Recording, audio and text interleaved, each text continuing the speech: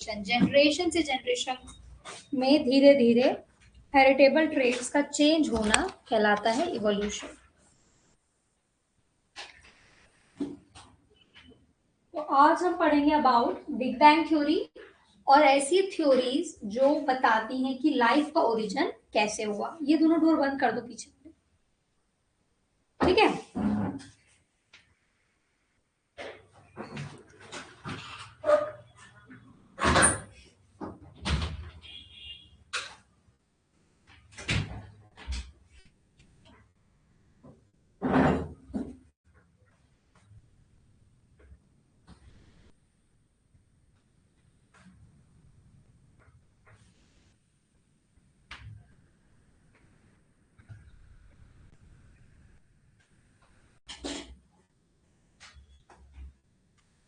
लिख लिया?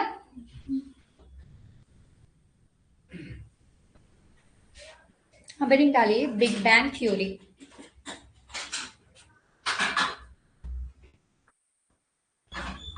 जो यूनिवर्स है हमारा, ये कैसे स्टार्ट हुआ था?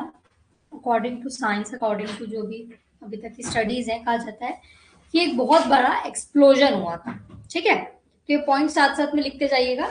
चलिए लिखिए बिग बैंग थ्योरी में सबसे पहले, universe started with the huge explosion. Universe started with the huge explosion, लिखा हुआ है started with a huge explosion called as Big Bang। इस एक्सप्लोजन को, इस धमाके को क्या कहते हैं? Big bang. अब इससे हुआ क्या, लिखिए, नोन एज बिग बैंग। जो हमारा यूनिवर्स है ये लगभग 13.8 बिलियन ईयर्स अगो, इतना पुराना है। तो कितना है, लिखिए, यूनिवर्स इज अराउंड, यहाँ पे लिख लीजिए वाला, universe is around 20 billion year old approximately. ये जनरल पॉइंट्स हैं, तो इसके डिटेल में नहीं आता है, पर थोड़ा बहुत आपको पता होना चाहिए। तो स्टार्टिंग कैसे हुई? विद ह्यूज एक्सप्लोजन, जिसको कह रहे हैं हम बिग बैंग। और हमारा universe around 20 billion year old है। एनसीईआरटी में इसकी जगह क्या है? 13.8, है ना? लिखिए एनसीईआरटी की जगह का जगह लिखिए 13.8 बिलियन ईयर ओल्ड। कोई एनसीईआरटी लाया? एनसीईआरटी में देखो 13.8 लिखा है।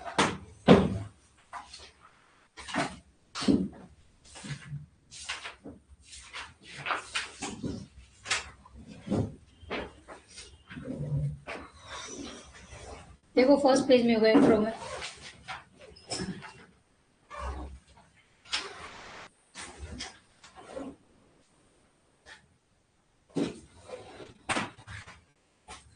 बिग बैंग का कहीं है डिस्क्रिप्शन?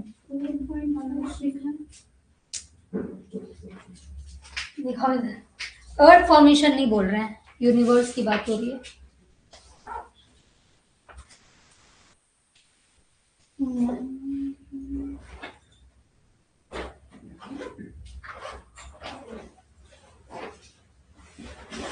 नहीं 20 लिखा है, ये लिखा ना 20 बिलियन ईयर ओल्ड। तो हमारा यूनिवर्स कितना है? लगभग 20 बिलियन ईयर ओल्ड है। सेकंड पॉइंट लिख लिया।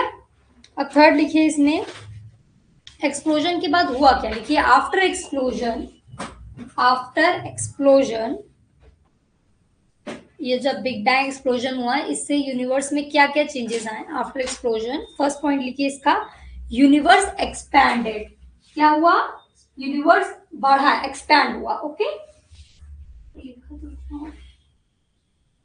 ये यूनिवर्स एक्सपैंडेड। फर्स्ट पॉइंट लिखिए यूनिवर्स एक्सपैंडेड। सेकंड लिखिए टेम्परेचर रिड्यूस्ड। एक्सप्लोजन के बाद क्या हुआ? यूनिवर्स एक्सपैंड हुआ, टेम्परेचर रिड्यूस हुआ। एंड थर्ड लिखिए hydrogen and helium formed first. Hydrogen and helium formed first. तो जो बिग बैंग एक्सप्लोजन हुआ था, उससे क्या क्या तीन चीजें हुई हमने देखा। सबसे पहले यूनिवर्स का एक्सपेंशन हुआ, दूसरा टेम्परेचर डिक्रीज हुआ, तीसरा क्या क्या बनी? हाइड्रोजन और हीलियम। सबसे पहले क्या बनी, मतलब हाइड्रोजन एंड हीलियम। चलिए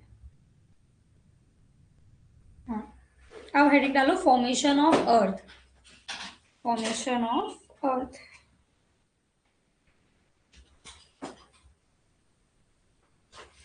Formation.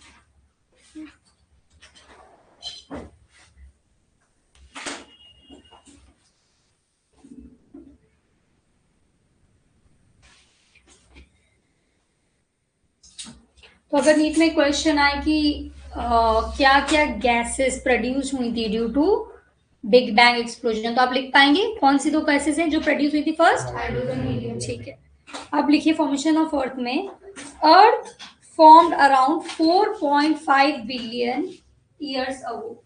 अर्थ formed around 4.5 billion year ago. यहाँ लिखा हुआ है, देख लीजिएगा। अब अर्ली टाइम में, स्टार्टिंग में अर्थ का एटमॉस्फेयर कैसे था? लिखिए, earth atmosphere, earth not atmosphere, atmosphere तो फॉर्म नहीं होता। अर्ली अर्थ वॉज, पहले की अर्थ में क्या क्या था? फर्स्ट लिखिए इसमें, very hot. Early earth was very hot, molten. Early earth was very hot, molten, no life and no atmosphere.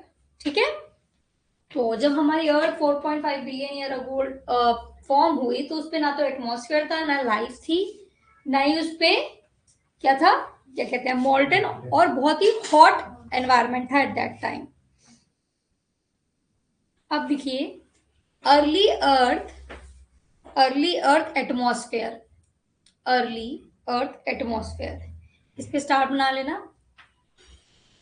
Early earth atmosphere had, early earth atmosphere had, लिखिए, methane, ammonia, methane, ammonia, hydrogen and water vapour, CH3, CH4, NH3, H2 and H2O, methane, ammonia, hydrogen and water vapour. और क्या नहीं था? No oxygen available, no oxygen available. इस सब को ऐसे करके लिखिए, ऐसे करके लिखो। ये कैसा एनवायरमेंट था? मतलब रेड्यूसिंग एनवायरमेंट। कैसे था? रेड्यूसिंग एटमॉस्फेयर लिख सकते हैं, नो ऑक्सीजन। ठीक है, तो अर्ली अर्थ का एनवायरमेंट या एटमॉस्फेयर कैसे था? Reducing atmosphere. क्यों रिड्यूसिंग कह रहे हैं? क्योंकि ऑक्सीजन होना चाहिए ना, ऑक्सीजनेशन के लिए। तो ये पहला एनवायरमेंट कैसे था? रिड्यूसिंग। अब हेडिंग करके लिखिए, रोल ऑफ यूवी रेज। अब यूवी रेज ने, ये जो पहले सब्सटेंसेस प्रेजेंट थे, इनके साथ क्या रोल प्ले किया? तो लिखिए, role of UV rays.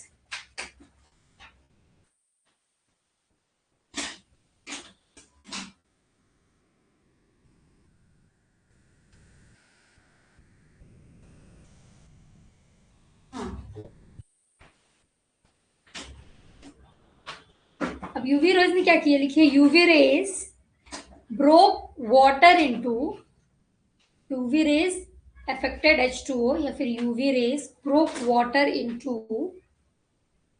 H2 and O2।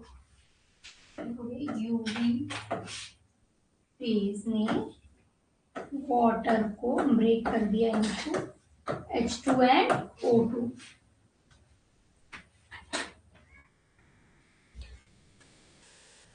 अब इसी के अंदर रोल ऑफ यूवी रेज के अंदर सेकेंड पॉइंट लिखो, हाइड्रोजन एस्केप, हाइड्रोजन एस्केप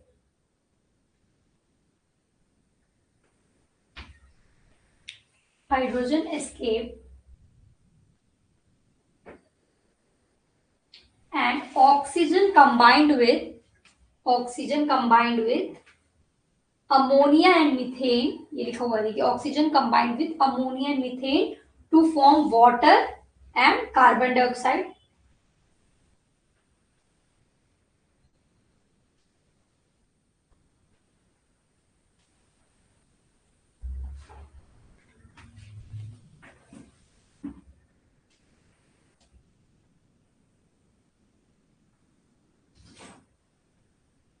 लिखिए ये, अब हेडिंग डालो formation of ozone layer.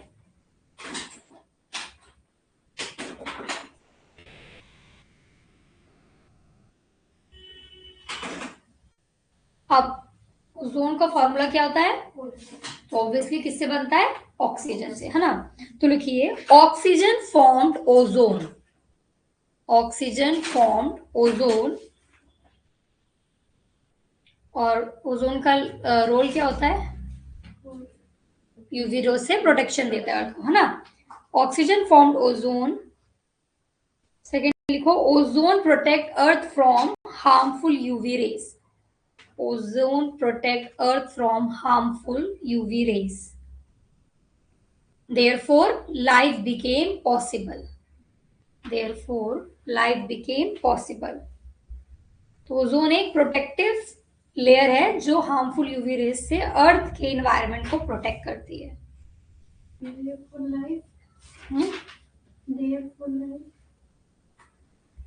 therefore life possible, what possible।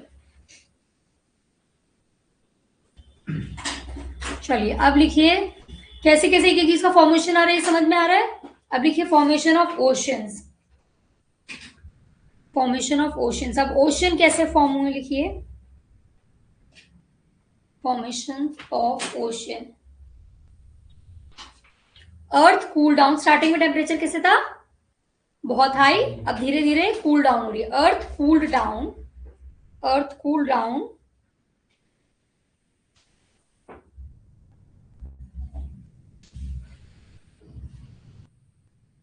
Earth cool down.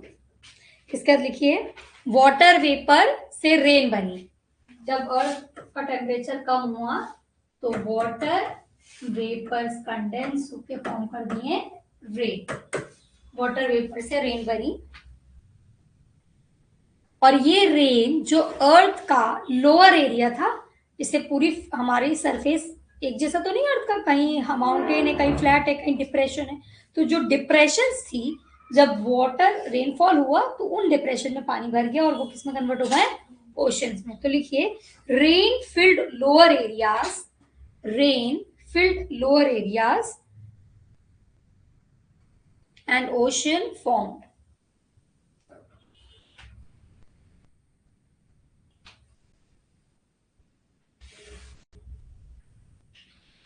And ocean form.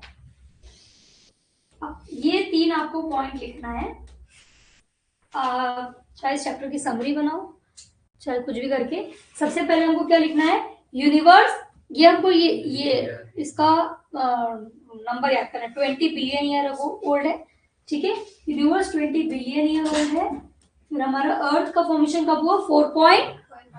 ठीक है। ये अपने चैप्टर के ऊपर लिखो, इवोल्यूशन के पास लिखो, ये तीन चीजें लिखो। यूनिवर्स 20 बिलियन ईयर अगो है और अर्थ का फॉर्मेशन 4.5 बिलियन ईयर ओल्ड है। अब ओरिजिन ऑफ लाइफ कब वो लिखिए।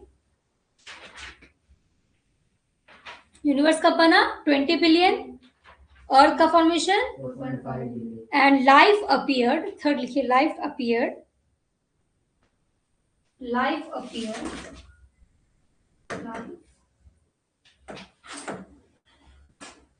लगभग 4 बिलियन ईयर अगो,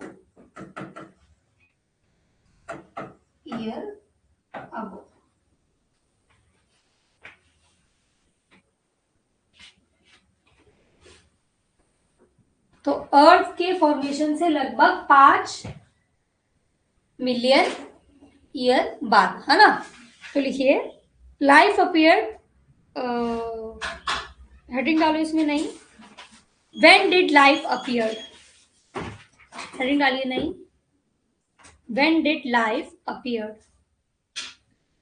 तुम अपने नोट्स दिखाना।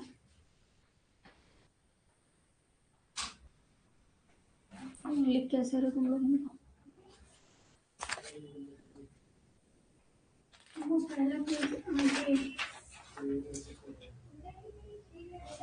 ऐसे ही करके हेडिंग डाल डाल के इनके बारे में शॉर्ट में लिखते हुए चलना, ठीक है।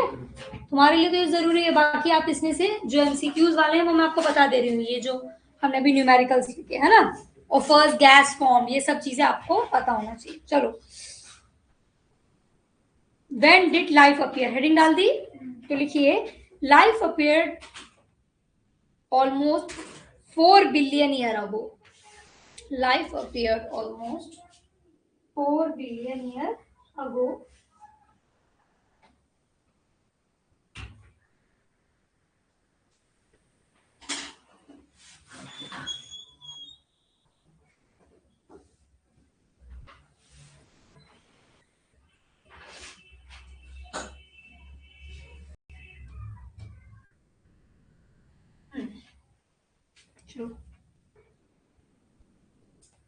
तो लाइफ और ये हमारे अर्थ फॉर्मेशन के बीच में लगभग कितना गैप है?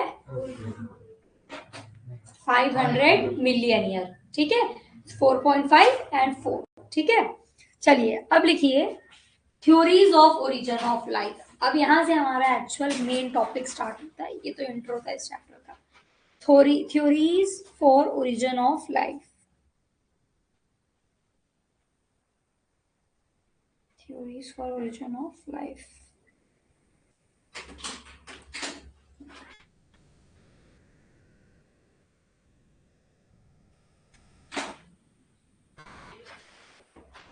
देखिए कुछ थ्योरीज आई जिससे कहा गया कि मतलब इस अर्थ पे लाइफ कैसे स्टार्ट हुई होगी। तो बहुत सारी थ्योरीज आई थी, उसमें सबसे पहले आप डालिए, अभी ये लिखना, ये लिख दो बस, there exist multiple theories for origin of life. अब इसके बाद मैं एक एक स्टार्ट करूंगी, तुम्हारे हिसाब से लिखा रहे हैं कि अगर तुमको एग्जाम में लिखने को आए तो ऐसे लिखना है आपको, ठीक है। Theories for origin of life 5 number का क्वेश्चन है ये, लिख दिया। ये फर्स्ट लाइन लिखो इसकी, there exist multiple theories for origin of life. सबसे पहले हेडिंग डालिए, फर्स्ट डालिए पैनस्पर्मिया, पैनस्पर्मिया थ्योरी। फर्स्ट डालिए पैनस्पर्मिया थ्योरी।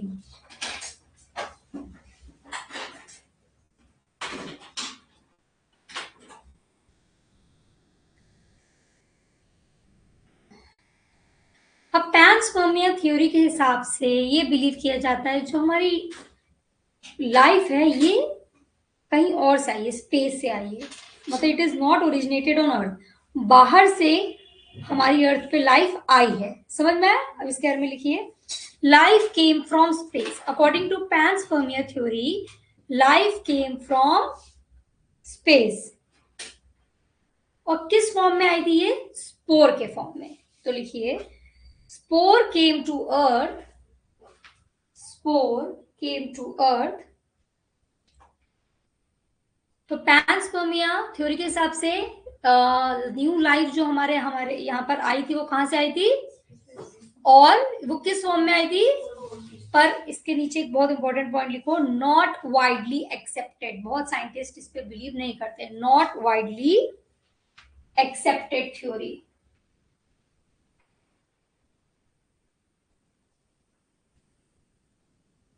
किसके थ्रू आई? थ्रू मेट्रियोराइट्स। जो मेट्रियोट्स आते हैं इनके थ्रू एक स्पर्म बोल रही हूँ, स्पोर आया अर्थ पे और यहाँ से ओरिजिन ऑफ लाइफ आई। तो किसके थ्रू आई? थ्रू मेट्रियोराइट्स। और ये किसने बिलीव किया था? ग्रीक्स। जो ग्रीक्स थिंकर्स थे, ग्रीक्स वाले थे, उन्होंने ये कहा था।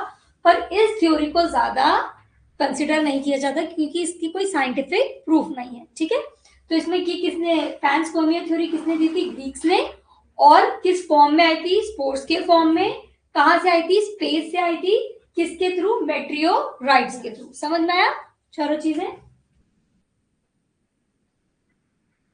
आपको समझ में आया इकरा?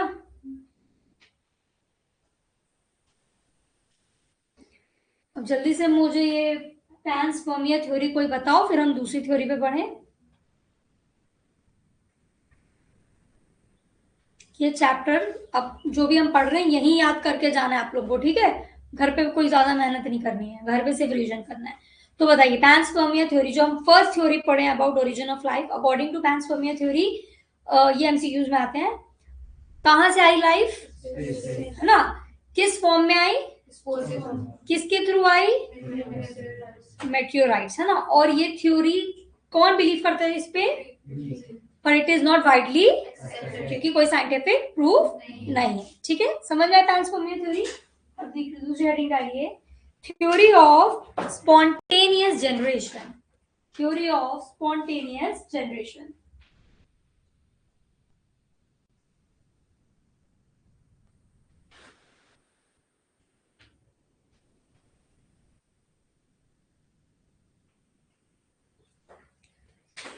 चलिए लिखिए, स्पॉन्टेनियस जनरेशन, नाम याद हुआ, पैंस्पर्मिया, उसमें स्पोर्स था। अब ये हमारी स्पॉन्टेनियस जनरेशन, ये किसने दी थी? लिखिए,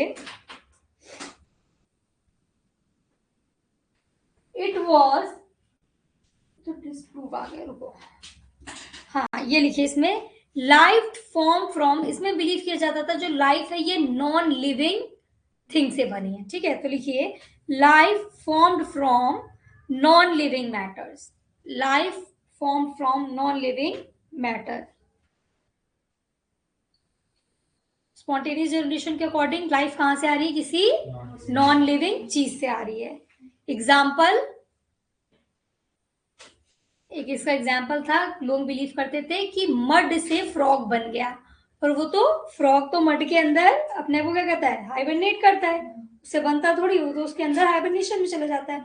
तो ये क्या बिलीव किया जाता था पहले के टाइम में? मड से कौन बन रहा है? फ्रॉग। तो इस तरीके से स्पॉन्टेनियस जनरेशन से क्या बिलीव किया गया कि नॉन लिविंग थिंग से लिविंग थिंग बनी। स्पॉन्टेनियस जनरेशन समझ में आया? इसके नीचे लिखो, it was a wrong theory, it was a wrong theory. Louis Pasteur disproved spontaneous generation, इन्होंने कहा this is not right. Louis Pasteur disproved spontaneous generation. और लुइस पैस्चर ने क्या कहा? According to Louis Pasteur, life arise only from pre existing life. उनके हिसाब से, according to Louis Pasteur, कोई लिविंग चीज एक लिविंग चीज से ही आएगी, है ना। तो स्पॉन्टेनियस जनरेशन को इन्होंने डिस्प्रूव किया और कहा कि living thing arise only from a pre existing life. ये इंपॉर्टेंट लाइन है, ये लिखिए।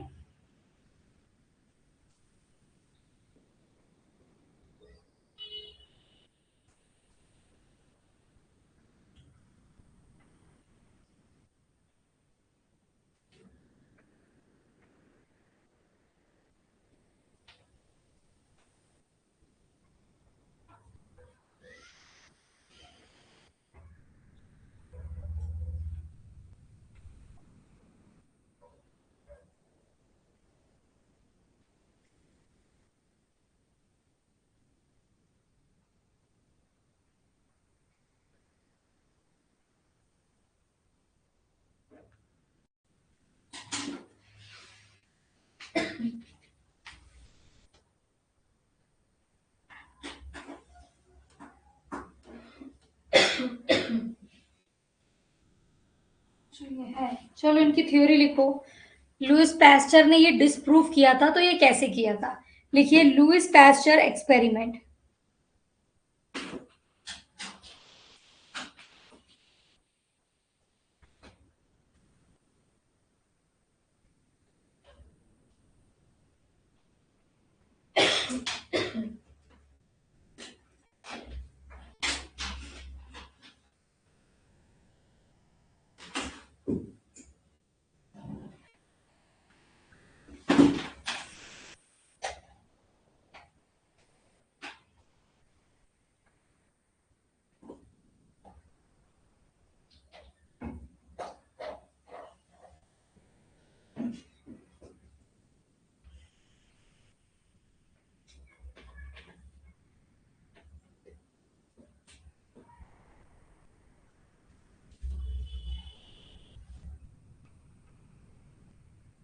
ये एक्सपेरिमेंट एनसीईआरटी में दिया है कि एक मिनट देखना, वरना पूरा नहीं निकालूंगी, तो एक्सप्लेन कर दूंगी। देखिए, लुइस पैस्चर का एक्सपेरिमेंट दिया है एनसीईआरटी में।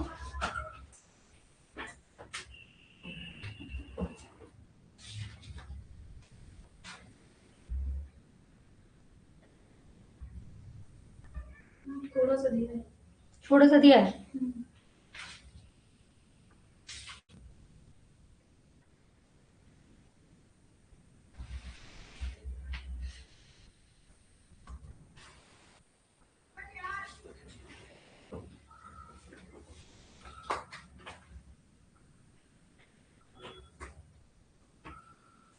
देखो इन्होंने एक एक्सपेरिमेंट किया जिसमें एक इस साइड का फ्लास्क लिया जिसका नेक ऐसे एस शेप था, ठीक है, सुन लो बस, इस एस शेप, ये स्वान की दिख रहा है, स्वान की नेक दिखी, इसीलिए इस एक्सपेरिमेंट को स्वान नेक एक्सपेरिमेंट भी कहा गया।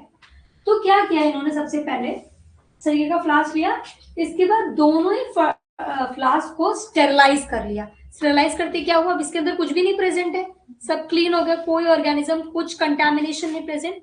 दोनों फ्लास्क को स्टेरलाइज कर लिया और इसके बाद दोनों ही फ्लास्क को फिल कर दिया न्यूट्रिएंट सॉल्यूशन, मतलब कि ऐसा सॉल्यूशन जिसमें माइक्रो ऑर्गेनिज्म ग्रो कर सकते हैं, है ना, उनका फूड एक तरीके से, और इन दोनों में ऐड कर दिया ईस्ट, ठीक है। इसके बाद दोनों को बॉईल कर दिया। जब आप हाई उस पर बॉईल करेंगे तो ईस्ट किल हो जाएगा, किल हो गया, है ना, हाई टेम्परेचर पे बॉईल किया, इसकी वजह से ईस्ट किल हो गया। यहां तक समझ में आया। अब इन्होंने क्या किया, दोनों फ्लास्क में से एक का नेक ब्रोक कर दिया और एक को ऐसे क्लोज रखा। तो मतलब इसके अंदर क्या कहते हैं, एनवायरमेंट से चीजें, micro organism, dust, air enter कर सकती है, पर इसमें एंटर, दोनों में ईस्ट कैसा हो चुका है, अभी किल हो चुका है ना। फिर इसके बाद लेफ्ट वाला बी वाला फ्लास्क जिसको ब्रोक नहीं किया वो अनटच था, और इसके अंदर डस्ट और एनवायरमेंट के आसपास की जो चीजें वो एंटर कर सकती थी। तो क्या देखा इन्होंने, जो ए है जो ब्रोक कर दिया था उसका सॉल्यूशन ने अपना कलर चेंज करना, उसके सॉल्यूशन ने अपना कलर चेंज किया, हालांकि बी वैसे ही का वैसे, तो कुछ उसमें चेंज नहीं आया। तो इससे उन्होंने क्या एक्सप्लेनेशन दिया है कि life was found in a nutritional solution of flask which is open and दस इन्होंने एक्सप्लेन किया कि जो भी चेंजेस आ रहे हैं ये प्री एग्जिस्टिंग जो ईस्ट प्रेजेंट है उससे ही आ रहे हैं। मतलब इन्वायरमेंट के साथ, नॉन लिविंग के साथ लिविंग को इंटरेक्ट करना पड़ेगा टू क्रिएट चेंज। वहां पर भी डेड था ईस्ट, पर वहां पर क्योंकि कोई एडिशनल डस्ट या एनवायरमेंट नहीं आ रहा था तो इस वजह से वो कैसा रहा, वैसे का वैसा ही। पर फिर भी इनके इस एक्सपेरिमेंट से अभी भी ये नहीं समझ में आया कि फिर लाइफ आई कहां से। ये तो एक्सप्लेन कर दिया कि नॉन लिविंग से नहीं आ रही, पर ये नहीं समझा पाए कि फिर लाइफ आई कहां से। ये समझ में आया। ये एक्सपेरिमेंट लिखना है आप लोगों को, एनसीईआरटी में कितना बड़ा दिया, तुमको आ सकता है, दिखाओ कितना बड़ा दिया।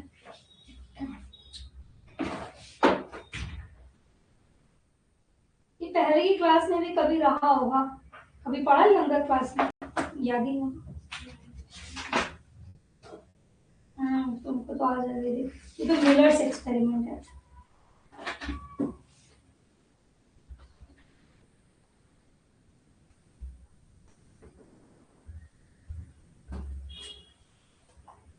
ये इस एक्सपेरिमेंट का ना मैं नोट्स भेज दूंगी, लिखो मत, इसमें बहुत टाइम लगेगा, ठीक है। मैं इसकी फोटो भेज दूंगी आप लोगों को। चलो अब आगे पढ़ो। इसके बाद केमिकल सॉल्यूशन से पहले एक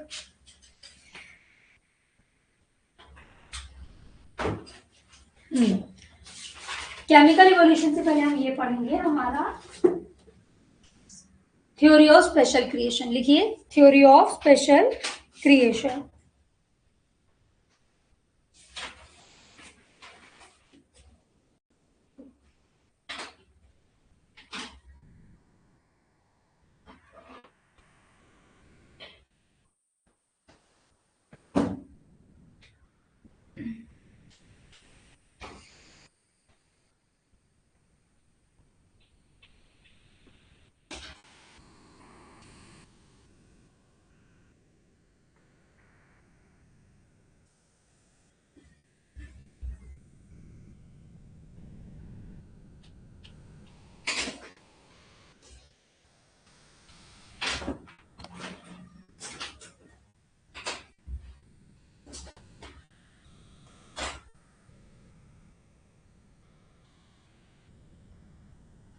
according to this theory, earth life God या कोई एक पावर, नेचुरल पावर के थ्रू आई है, और हम लोग हमेशा से जैसे इस अर्थ पे आए थे वैसे ही हैं। मतलब जिस फॉर्म में हम आज हैं इसी तरीके के हम गॉड के द्वारा इस वर्ल्ड में भेजे गए थे, पर इसको भी साइंटिस्ट बिलीव नहीं करते। तो नाम से समझ में स्पेशल क्रिएशन थ्योरी। तो इसमें बस शॉर्ट सा लिख लीजिए कि according to this theory life किसके द्वारा क्रिएट की गई, सुपर नेचुरल पावर या फिर गॉड, ठीक है। और इस थ्योरी के अकॉर्डिंग अर्थ कितने ईयर्स ओल्ड है, 4000 ईयर ओल्ड, ठीक है। इसमें बस 2 लाइन लिख लो, इतना काफी है।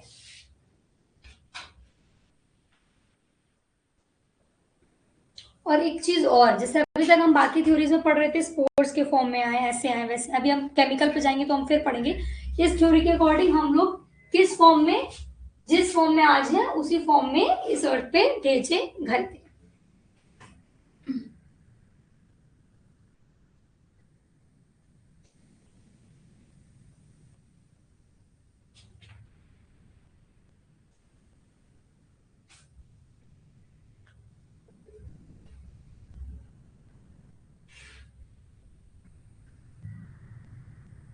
अब ये जो लुइस पैस्चर ने ये स्टेटमेंट दी थी ना, life come from pre existing living thing या लाइफ, तो इस प्रोसेस को या इसको कहा जाता है बायोजेनेसिस। तो अगर बायोजेनेसिस क्वेश्चन है तो आपको समझ में आएगा कि क्या स्टेट कर रहा है। It is stated by Louis Pasteur that life arise from pre existing life. Biogenesis, life का बनना, ठीक है। तो इस वर्ड से भी क्वेश्चन कई बार आता है। और उनका एक्सपेरिमेंट कौन सा था? स्वैन नेक एक्सपेरिमेंट। और क्या डिस्प्रूव किया था उन्होंने इससे? कौन सी थ्योरी डिस्प्रूव की थी? Spontaneous generation. और फिर भी क्या एक्सप्लेन नहीं कर पाई थी ये थ्योरी? Origin of life. समझ में ये क्यों इंपॉर्टेंट है? क्योंकि लुइस पैस्चर ने कुछ थ्योरीज वो करी, डिस्प्रूव करी, पर फिर भी क्या एक्सप्लेन नहीं कर पाए कि लाइफ का ओरिजिन हुआ कहां से है।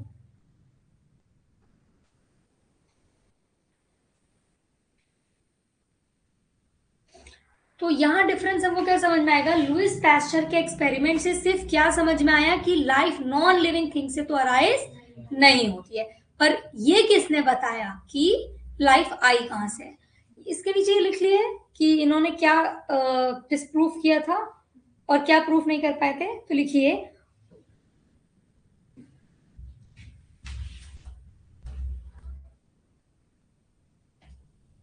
अभी डालिए थ्योरी ऑफ केमिकल इवोल्यूशन। यहां से हमको समझ में आएगा कि लाइफ कैसे आई है। Theory of chemical evolution.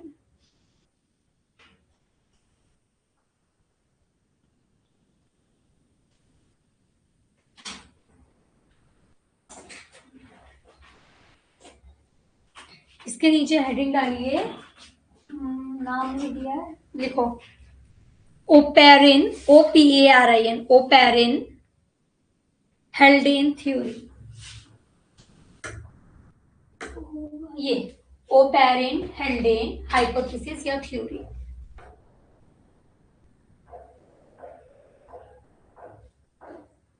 According to this theory, chemical evolution या केमिकल थ्योरी के हिसाब से लाइफ, देखो life originate on early earth through chemical reactions.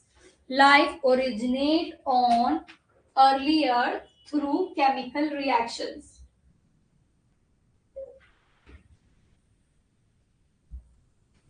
एक फ्लो चार्ट इसमें बनाइएगा।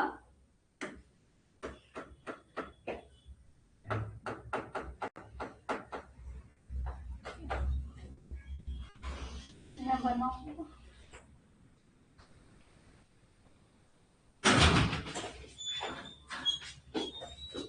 ये बनाइएगा। सिंपल ऑर्गेनिक मॉलिक्यूल्स मिलकर के बनाए लार्ज कॉम्प्लेक्स ऑर्गेनिक मॉलिक्यूल, और यहां से हमारी लाइफ का ओरिजिन। समझ में आया?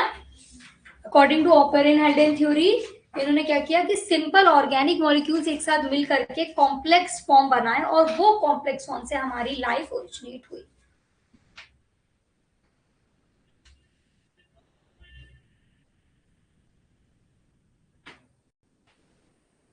जैसे आप देख ही सकते हैं, एमाइनो एसिड से मिलकर क्या बनाया? प्रोटीन्स। फैटी एसिड मिलकर के बनाए लिपिड्स, एंड न्यूक्लियोटाइड्स मिलकर के हमारे, है ना। ये तो कहीं ना कहीं ये चीज साइंटिफिकली भी प्रूव की जा सकती है कि स्ट्रक्चरल यूनिट आपस में मिलकर पॉलीमराइजेशन करके कॉम्प्लेक्स फॉर्म बनाए, और फिर ये कॉम्प्लेक्स फॉर्म्स मिल करके हमारी बॉडी प्रिपेयर करें। देखिए जेनेटिक मटेरियल भी है, फैट्स भी हैं, प्रोटीन भी है, जो बेसिक बिल्डिंग यूनिट होती है। तो ये थ्योरी कहीं ना कहीं साइंटिस्ट के according is proves the origin of life. ये फ्लो चार्ट बना लो बस। इसमें एग्जाम्पल में लिख सकते हैं आप, amino acid forms protein after polymerisation, fatty acid polymerise करके फॉर्म करती लिपिड, एंड न्यूक्लियोटाइड्स पॉलीमराइज करके आरएनए। डीएनए क्यों नहीं लिखा? क्योंकि according to scientist first genetic material was, है ना, इसीलिए वहां भी डीएनए नहीं लिखा। ये हो जाए तो फिर बताइए।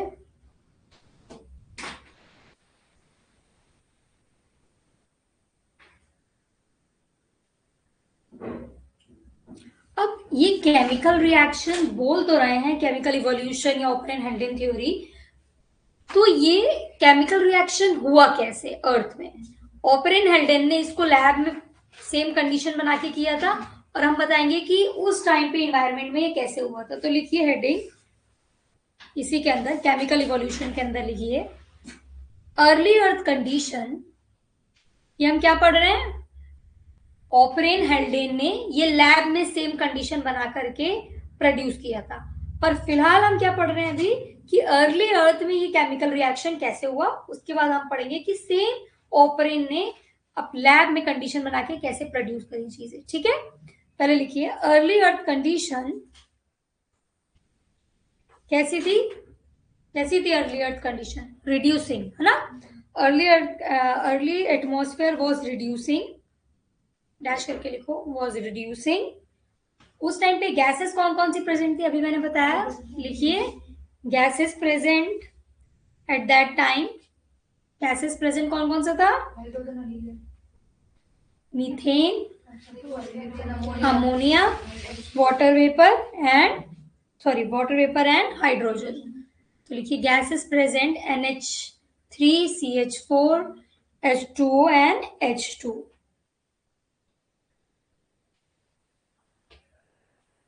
और उस टाइम पे लाइट एनर्जी सोर्सेस क्या कहते हैं? सृष्टि, क्या नहीं लिखा? लिख लिया? क्या क्या लिखा इसमें आपने अर्ली अर्थ कंडीशन में? सबसे पहले कैसा था पहला एटमॉस्फेयर, और फिर गैसेस कौन कौन सी प्रेजेंट थी? मीथेन, अमोनिया, हाइड्रोजन एंड, अब इसके बाद थर्ड पॉइंट लिखो एनर्जी सोर्सेस। उस टाइम पे एनर्जी सोर्सेस क्या क्या थे? देखिए एनर्जी सोर्सेस पहला लिखो इसमें लाइटनिंग। एनर्जी सोर्सेस में फर्स्ट लिखिए lightning, UV rays and volcanic heat. ये सारे एनर्जी सोर्सेस उस टाइम अवेलेबल थे। क्या क्या? Lightning, UV rays and,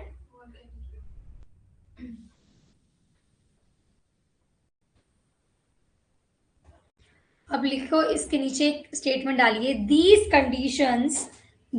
condition favoured chemical reaction. ये सारी कंडीशंस ने एनवायरमेंट में केमिकल रिएक्शन क्या करा? स्टार्ट करवाया। दीज कंडीशन फेवर्ड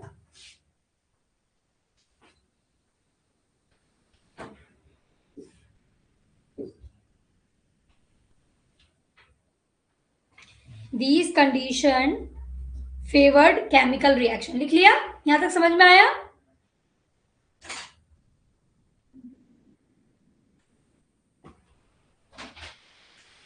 चलिए अब इसी के नीचे लिखिए किस, हम बता रहे हैं कि इस रिएक्शन से कैसे सिंपल ऑर्गेनिक मॉलिक्यूल्स बने। हमने बताया ना सिंपल ऑर्गेनिक मॉलिक्यूल्स फिर मिलकर के कॉम्प्लेक्स बनाए, फिर ओरिजिन ऑफ लाइफ हुआ। तो ये सिंपल ऑर्गेनिक मॉलिक्यूल्स बने कैसे? तो लिखो स्मॉल स्टार या कुछ बना के, formation of simple organic molecules. किस तरीके से सिंपल ऑर्गेनिक मॉलिक्यूल्स बने?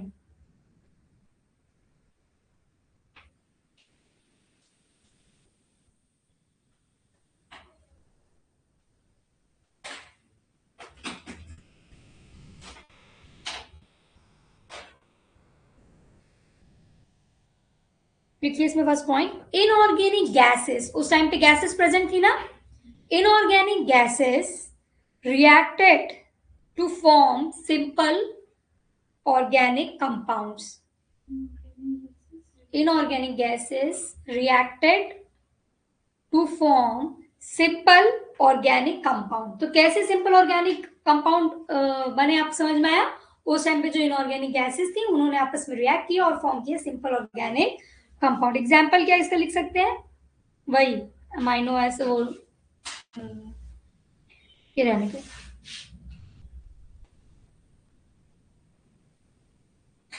अब हेडिंग डालिए हमारा ओपरेन हेल्डेन हाइपोथेसिस।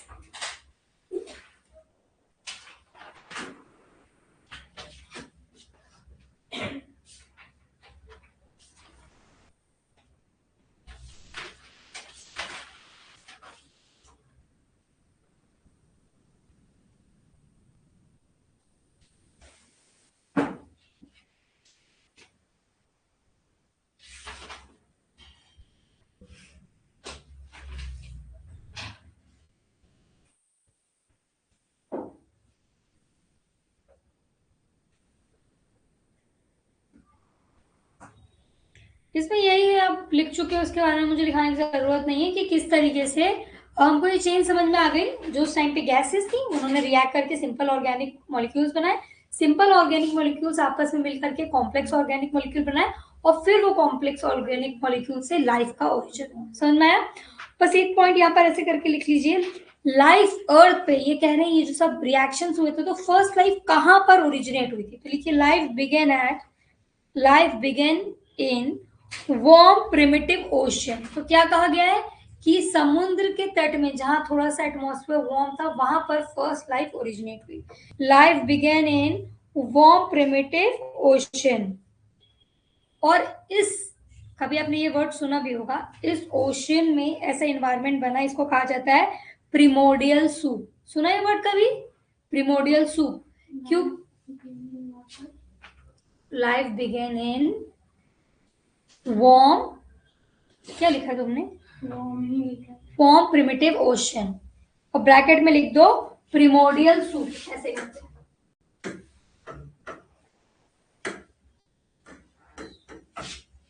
Primordial soup. इसको ऐसा क्यों कहा जा रहा है? सूप गर्म होता है, उसमें बहुत सारी चीजें होती हैं, इसको बस कंपेयर किया गया है, ऐसे कोई वो नहीं है। तो क्या कहा गया है कि लाइफ, जो फर्स्ट लाइफ इन सारे सर्कमस्टेंसेस में बनी थी, वो कहाँ बनी थी? डीप वार्म ओशन सीज में। ठीक है, अब हेडिंग डाली जो हमारी बुक में है, मिलर उरी एक्सपेरिमेंट। अब ये सेम कंडीशन बना के दो साइंटिस्ट ने एक्सपेरिमेंट किया, मिलर उरी एक्सपेरिमेंट। ये लिखिए, ये आपका डायग्राम बना होगा एनसीईआरटी में भी।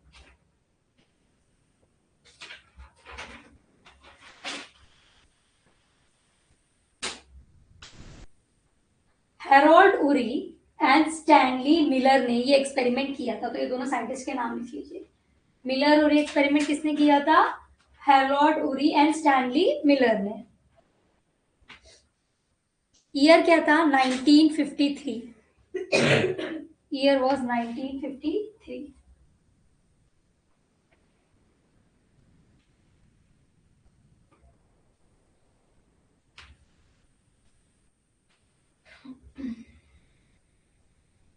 हो गया? अब इसमें फर्स्ट लाइन लिखिए, इन लोगों ने क्या करा, यही सेम अर्ली अर्थ वाला जो कंडीशन था कहाँ बनाई? कहाँ बनाई? लैब में। तो लिखिए, stimulated early earth condition in laboratory, stimulated early earth condition in laboratory, simulated SIMULATED, simulated early earth condition in laboratory। अब इनका सेटअप क्या था? पॉइंट लिखिए, सेटअप। क्या सेटअप इन्होंने करा था?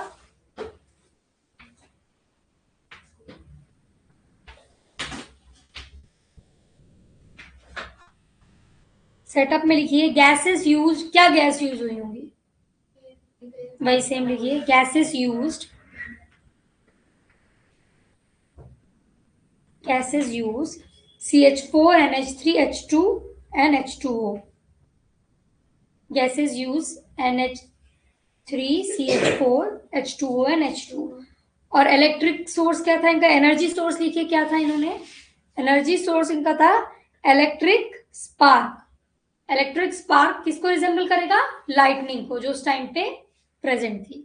तो लिखिए, एनर्जी सोर्स क्या था? Electric spark. रिजल्ट क्या आया? लिखिए, रिजल्ट कि जब इन्होंने लैब में एक्सपेरिमेंट किया तो इनको क्या मिला? रिजल्ट, अमोनिया, फॉर्मेशन ऑफ क्या क्या बना? Formation of amino acid and organic acids. क्या बने? Amino acids and organic acid.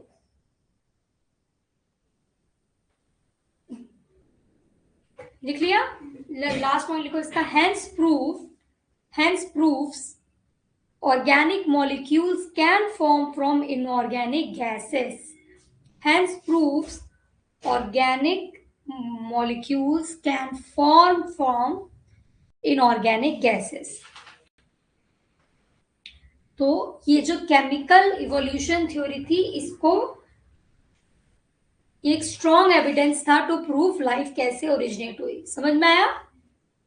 क्या नहीं लिखा अंजनी?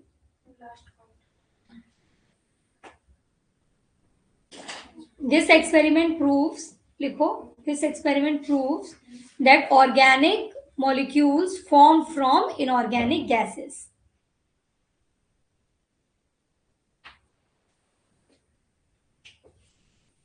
ठीक है, समझ में आया? हमने कौन कौन सी थ्योरीज पढ़ी अभी ओरिजिन ऑफ लाइफ के लिए? स्पॉन्टेनियस जनरेशन, फिर केमिकल इवोल्यूशन तो अभी पढ़ी, उसके पहले तो और पढ़ी थी ना?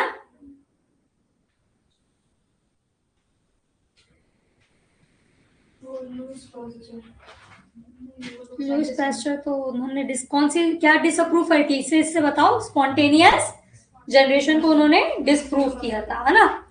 और एक क्या पढ़ा था हमने सबसे पहले कि गॉड ने जो क्रिएट किया था स्पेशल क्रिएशन थ्योरी, और फिर एक पैंसपर्मिया, इसके अकॉर्डिंग स्पोर्स आए थे फ्रॉम स्पेस और यहाँ से लाइफ ओरिजिनेट हुई। तो इन ऑल दीज 4 थ्योरीज किसको स्ट्रॉन्गली क्या करा जाता है, मतलब एक्सेप्ट किया जाता है? केमिकल। इसको किसने प्रूव किया था लैब में?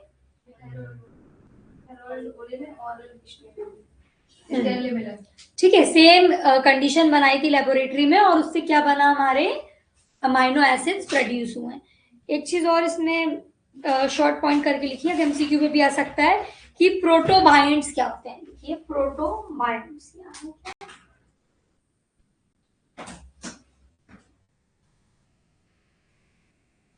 ऐसे करके लिखता हूँ, प्रोटोबायंट्स।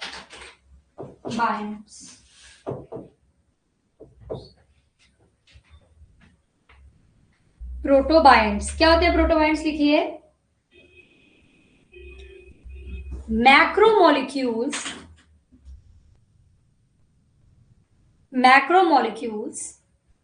मैक्रो मतलब बड़े, लार्ज, है ना? मैक्रोमोलिक्यूल्स एग्रीगेट, मिलते हैं, macromolecules aggregate to form protobionts. Macromolecules आपस में मिलकर क्या बनाते हैं? प्रोटोबायंट्स। ठीक है, तो ये प्रोटोबायंट्स किसके बने हुए हैं? मैक्रोमोलिक्यूल्स के। इनको और क्या कहते हैं प्रोटोबायंट्स को? लिखिए, कोअसरवेट्स, इस नाम से क्वेश्चन आता है, कोअसरवेट्स। क्या कहते हैं इसको? और प्रोटोबायंट्स को कोअसरवेट्स। और क्या कहते हैं? माइक्रोस्फीयर्स, माइक्रोस्फीयर्स।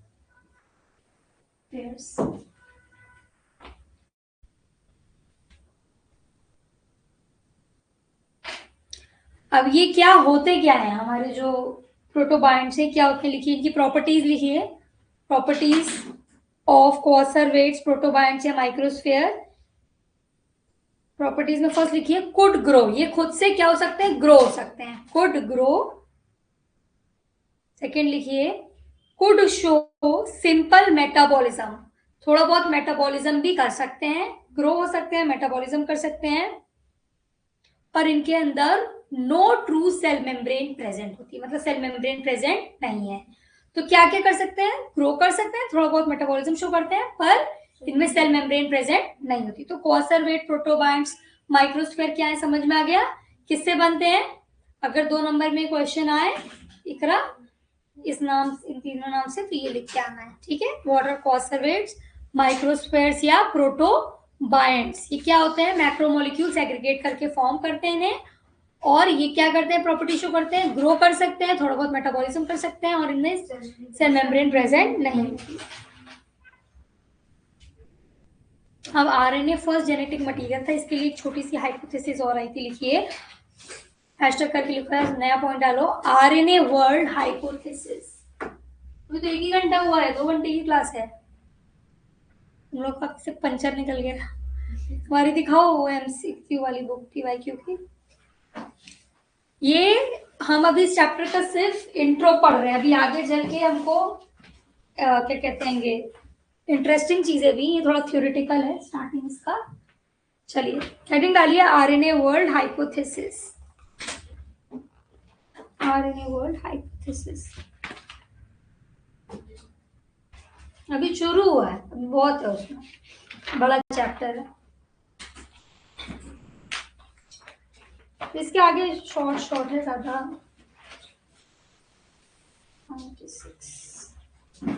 ये लुइस पैस्चर का जो एक्सपेरिमेंट है आप लोग उससे देख पाओगे वीडियो से कि मैं स्क्रीन अभी फोटो खिंचवा दूं, क्योंकि उसको प्रिंट निकलवा लो, लिखने की जरूरत नहीं, इतना बड़ा एक्सपेरिमेंट, सिर्फ उसको रीड करना, ठीक है। तुमको आ सकता है लुइस पैस्चर एक्सपेरिमेंट, और मिलर का भी आ सकता है।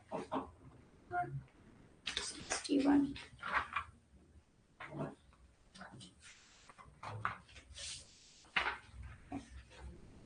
सॉरी है,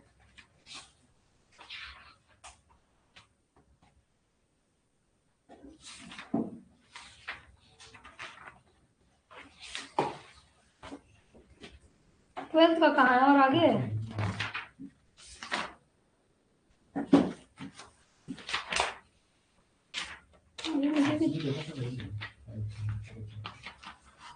हाँ।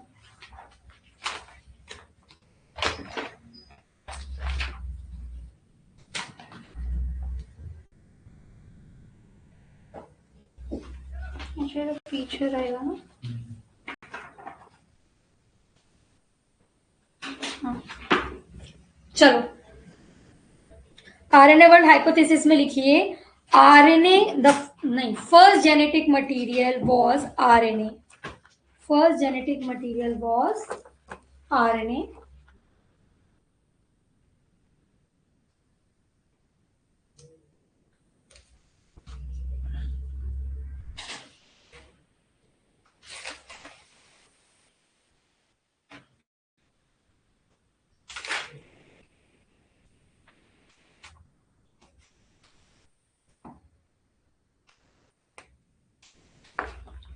बुक देना।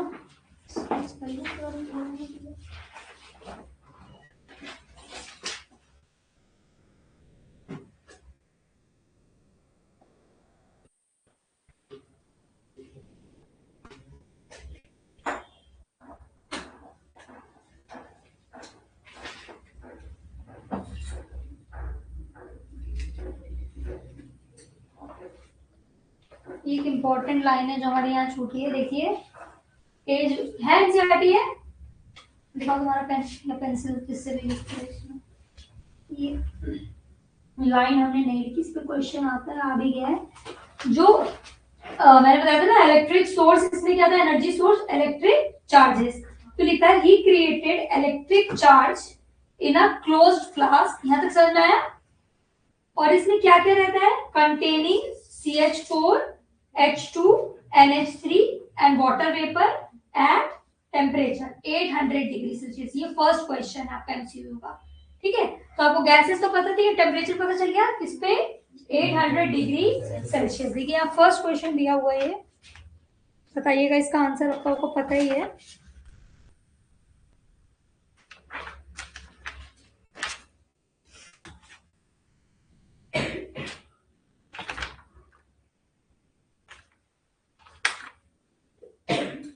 देखो from his experiment SL Miller, तो किसके एक्सपेरिमेंट की बात हो रही है, हाँ, प्रोड्यूस्ड अमाइनो एसिड, हमको पता है रिजल्ट में अमाइनो एसिड प्रोड्यूस हुआ था by mixing following in a conical flask.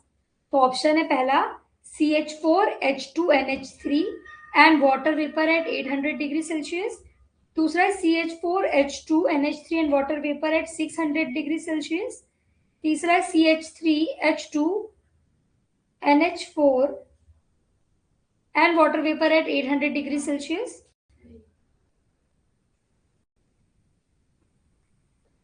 CH4 NH3 होना चाहिए ना, मीथेन और अमोनिया था। CH4 NH3 मीथेन और अमोनिया नहीं यार, क्या फर्स्ट वाला आंसर है हमारा, ठीक है। तो समझ रहे हो, ये बेसिक थ्योरी से भी क्वेश्चंस आते हैं, इसीलिए हम इसको स्किप नहीं कर सकते। समझ में आया, तो क्या था, methane and ammonia, water vapour and, चलिए ये लिख लिया। हम इसमें वापस आते हैं, क्वेश्चन अभी थोड़ी देर बात करेंगे। फर्स्ट जेनेटिक मटेरियल वाज, तो इसमें सेकंड पॉइंट लिखिए आरएनए एक्टेड एज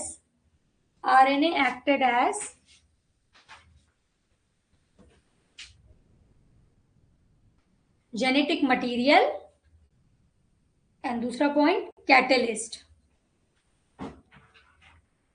किसकी तरह आरएनए ऐड किया था? एक जेनेटिक मटेरियल की तरह भी, और कैटलिस्ट मतलब जो किसी रिएक्शन को, हाँ। अब बात इसका सेकंड पॉइंट लिखिए, DNA and protein evolve later. सबसे पहले हमारा आरएनए आया, फिर उसके बाद डीएनए एंड प्रोटीन इवॉल्व होकर आए। RNA, DNA and protein evolve later, लिख लिया। अब ऐसे शॉर्ट शॉर्ट में पॉइंट लिख के चलिए। फर्स्ट लिविंग सेल कैसी थी?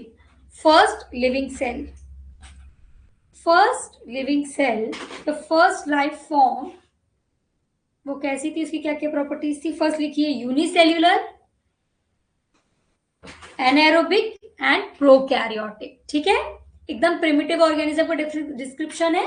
कैसी रहेगी? Unicellular, prokaryotic and एनाएरोबिक।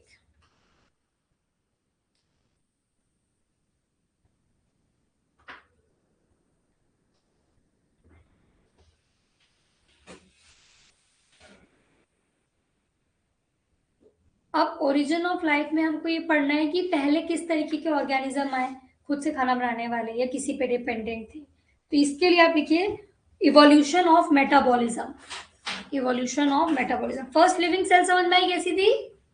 Anaerobic, prokaryotic and unicellular.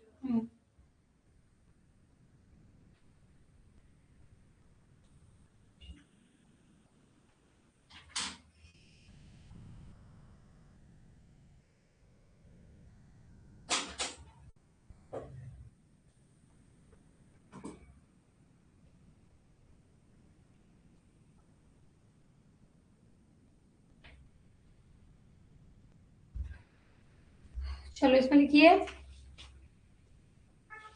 First organisms were, जो स्टार्टिंग में ऑर्गेनिज्म थे वो कैसे थे? First organisms were heterotrophs. कैसे थे? Heterotrophs. First organism were heterotrophs.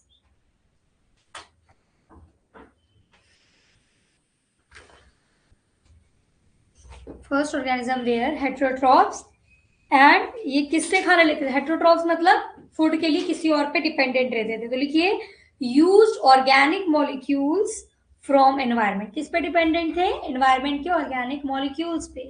Used organic molecules from environment. पहले हमारे हेट्रोट्रॉप्स आए, फिर लिखिए, इसके बाद लिखिए लेटर इवॉल्व्ड ऑटोट्रॉप्स। बाद में कौन इवॉल्व होकर आया? ऑटोट्रॉप्स। और ये कैसे होते हैं? फोटोसिंथेटिक। लेटर इवॉल्व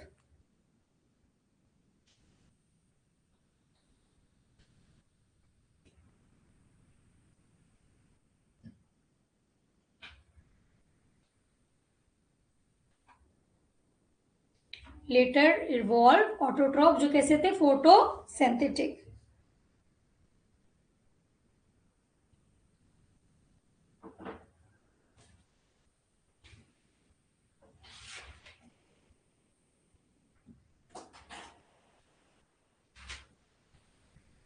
थोड़ा सा कॉन्सर्वेट्स के बारे में लिखेंगे क्योंकि उसके 2-3 क्वेश्चन आए हैं। एक हेडिंग डाल के लिखो कॉन्सर्वेट के बारे में। मैंने 2-3 ही चीज लिखवाई थी ना।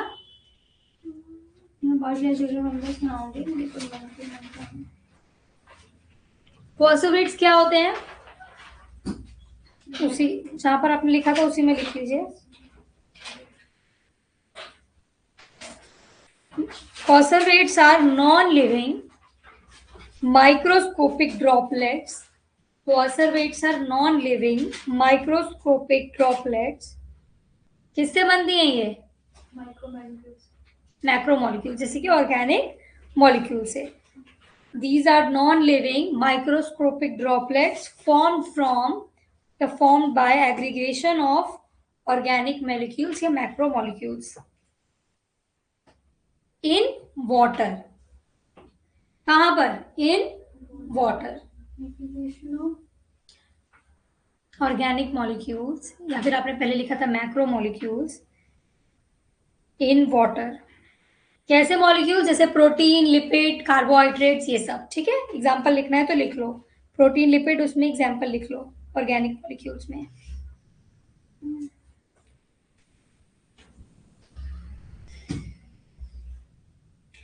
अब ये हमने बताया कि इनकी प्लाज्मा मेम्ब्रेन नहीं होती है ना, पर एक थिन वाटरी बाउंड्री रहती है इसमें, ठीक है। प्लाज्मा मेम्ब्रेन नहीं होती, पर कैसे रहती है, थिन वाटरी बाउंड्री से सराउंडेड रहते हैं। इनका नेचर लिखिए, नॉट लिविंग, क्योंकि नॉन लिविंग है, not living, no DNA RNA present, no reproduction, और मेटाबॉलिज्म भी नहीं कर सकते, ओनली टू सम एक्सटेंट, है ना, मैं लिखा था ना सम वॉट मेटाबॉलिज्म, तो नो ट्रू मेटाबॉलिज्म और रिप्रोडक्शन। प्रॉपर्टीज जहां आपने लिखी थी वहीं पर लिख लीजिए। मैंने बताया था they can grow in size, ये लिखवाया था, वो साइज में ग्रो कैसे हो रहे हैं लिखिए, can grow in size bye absorbing molecule. जैसे समझो एक पानी, एक ड्रॉप है पानी की, अगर मैं उसी ड्रॉप में और पानी डालूं तो वो ड्रॉप बढ़ेगी ना, बस ये बेसिक कॉन्सेप्ट है, ठीक है। Can grow in size bye absorbing molecules. अब एक बूंद है, एक पानी की बूंद, अगर मैंने उस पे मार दिया, समझ लो किसी तरीके, तो वो डिवाइड हो जाएगी, है ना, बिल्कुल। अब ये याद रखना बस इसमें, can divide passively, can divide passively due to external disturbance, can divide passively due to external disturbance. और इसमें थोड़ी बहुत एंजाइमेटिक एक्टिविटी मिलेगी, तो लिखिए show enzyme link activity, bracket में लिख देना वेरी बेसिक।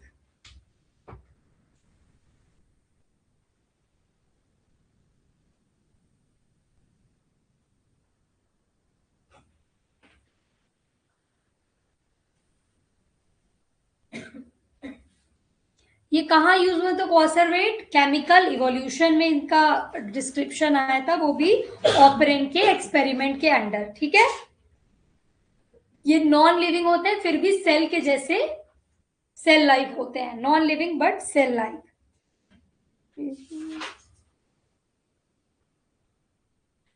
ये कहा जाता है कि जो फर्स्ट लिविंग सेल है उसके पहले आए थे, ठीक है, प्रीडीसर्स, फर्स्ट लिविंग सेल के ये प्रीडीसर्स होते हैं, क्वासर्वेट्स। चलिए कहां तक लिख लिया था हमने अभी, हेट्रोट्रॉप्स तक लिख लिया था ना, ऑटोट्रॉप हेट्रोट्रॉप तक। अब हम पढ़ेंगे कि किस तरीके से ऑक्सीजन आया हमारे एनवायरमेंट में, तो लिखिए oxygen revolution, oxygen revolution.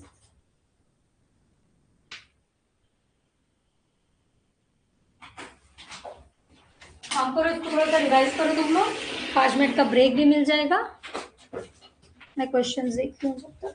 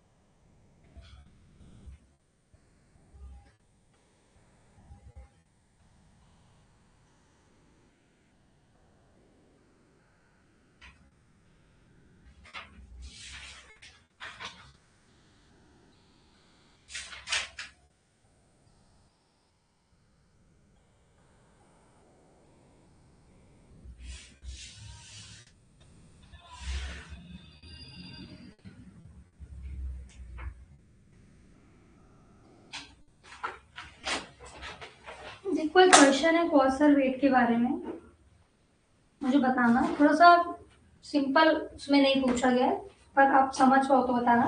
Which of the following is incorrect about characteristic of protobionts. Bracket में लिखा कॉसर वेट्स एंड माइक्रोस्फीयर, ठीक है, as investigated in abiotic origin of life. सीधे से पूछे कौन सा कैरेक्टरिस्टिक गलत है अबाउट कॉसर वेट, ठीक है।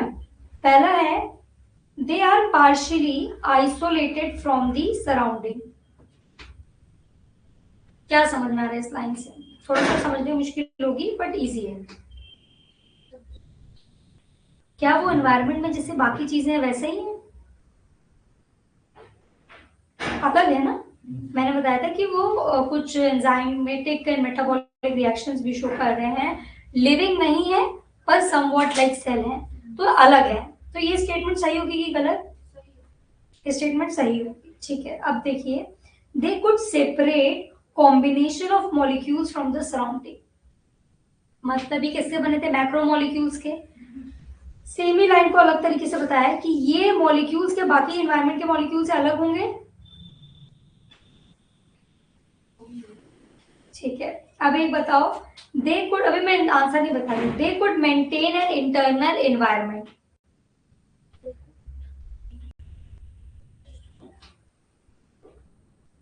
ये अपने अंदर एक एनवायरनमेंट मेंटेन कर सकते हैं, क्या ये सच है कि गलत? प्रॉपर्टी याद करो उसकी।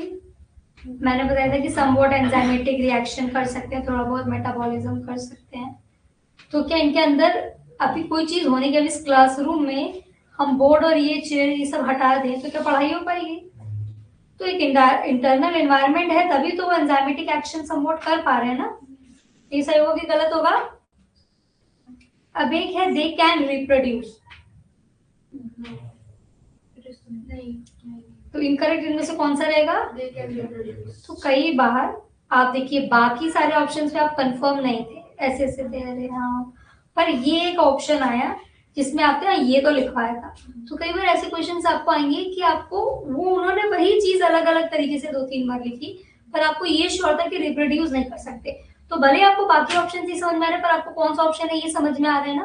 तो ऐसा भी कई क्वेश्चन आएंगे जिसमें आपको आंसर पता है पर बाकी 3 के लिए आप श्योर नहीं है। हालांकि वो क्या स्टेटमेंट है वो मैंने आपको एक्सप्लेन कर दी कि क्यों हम बाकी 3 को सही बोल रहे हैं, है ना। तो ये क्वेश्चन था, इसका आंसर क्या है? दे वेयर एबल टू रिप्रोड्यूस, ये स्टेटमेंट गलत है, ठीक है।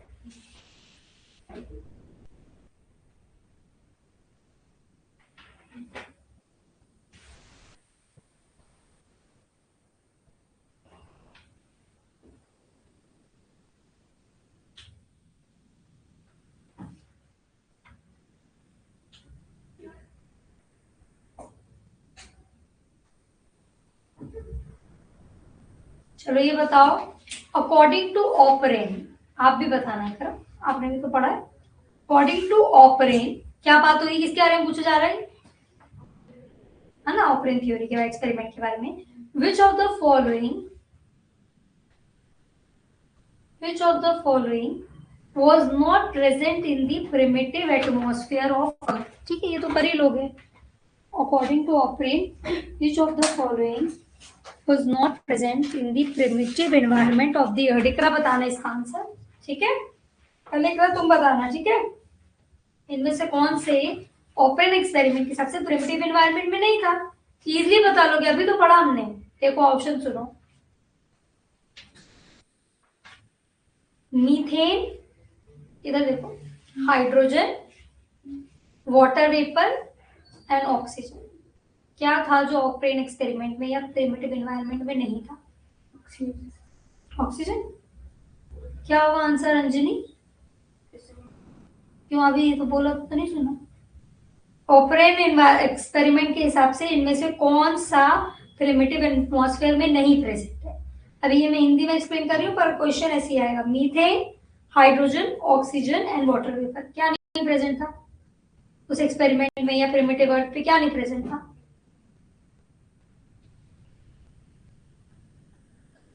क्या होगा सृष्टि आंसर?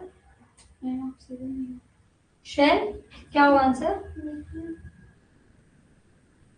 अभी ये जो हमने इतने रट्टे मारे हैं कि कौन सी गैसेस प्रेजेंट थी, उसमें सबसे पहले हमने मीथेन ही लिखवाया था।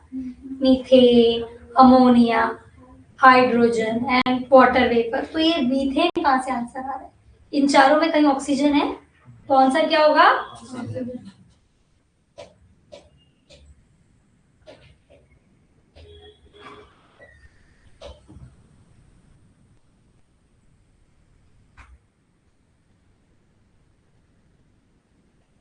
घर जाके आप लोग ऐसे ही, मैं भी भेज सकती हूँ आपको एक जनरल, पर लुईस पैस्चर थ्योरी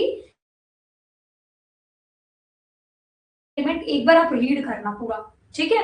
इससे क्या होगा, आप कुछ बेसिक स्टेटमेंट ऐसे में कुछ कुछ स्टेटमेंट छूट जाती है, जिससे भी मैंने 800 डिग्री सेल्सियस नहीं बताया था ना, तो एक बार वो पूरा एक्सपेरिमेंट उसकी थ्योरी में आपको खुद भी भेज सकती हूँ, अगर आपको मिल जाए, किसी को भी मिले तो उसको सेंड करना है। एनसीईआरटी में तो इससे सही से नहीं दिया है, या मैं ही भेज दूंगी उस पूरे लुईस पैस्चर एक्सपेरिमेंट को और ये मिलर के एक्सपेरिमेंट को, सबको रीड करना है, क्योंकि इससे रिलेटेड बहुत क्वेश्चंस आए हैं। ठीक है, ब्रेक हो गया तो चले आगे। चलिए, कहाँ पढ़ते हम लोग? ऑक्सीजन रिवॉल्यूशन ना। चलिए, हेडिंग डालिए oxygen revolution.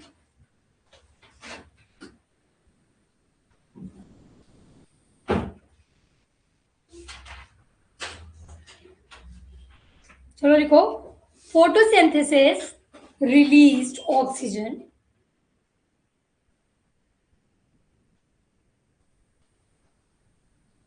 photosynthesis released oxygen, oxygen accumulated in atmosphere,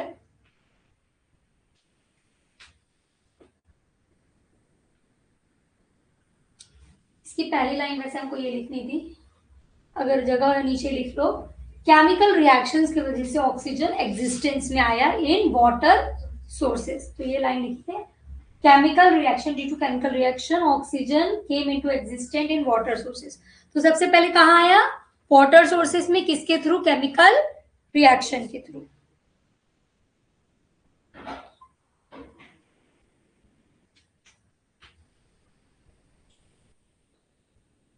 और जब ये एटमॉस्फेयर में आ गया तो क्या क्या चीज का फॉर्मेशन हुआ? लिखिए, लीड्स टू ऑक्सीजन रिवॉल्यूशन के बाद क्या क्या हुआ? लिखिए, leads to number 1 formation of ozone layer, second evolution of aerobic organism. दो चीजें हुई जब हमारा एटमॉस्फेयर में ऑक्सीजन आ गया। सबसे पहले फॉर्मेशन ऑफ ओजोन लेयर, दूसरा इवोल्यूशन ऑफ एरोबिक ऑर्गेनिज्म।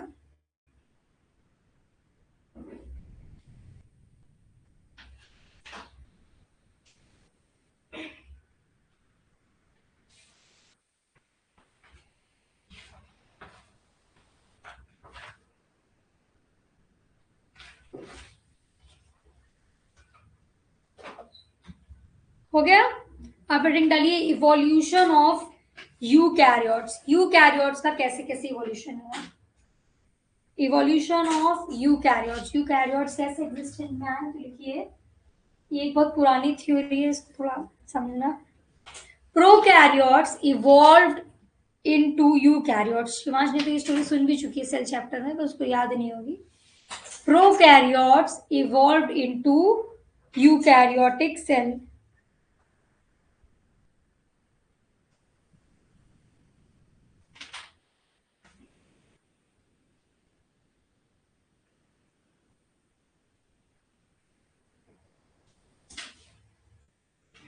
जरा 2 minute.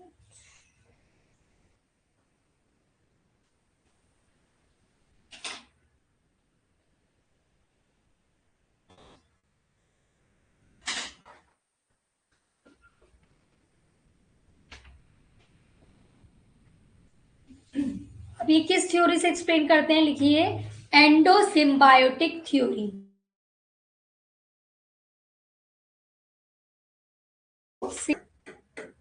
Endosymbiotic theory. Endosymbiotic theory से समझ में आता है कि यूकैरियोट्स कैसे ओरिजिनेट हुए। तो लिखिए इसमें first point, endosymbiotic theory explains origin of eukaryotes. ठीक है, अब इसमें क्या हुआ था लिखिए।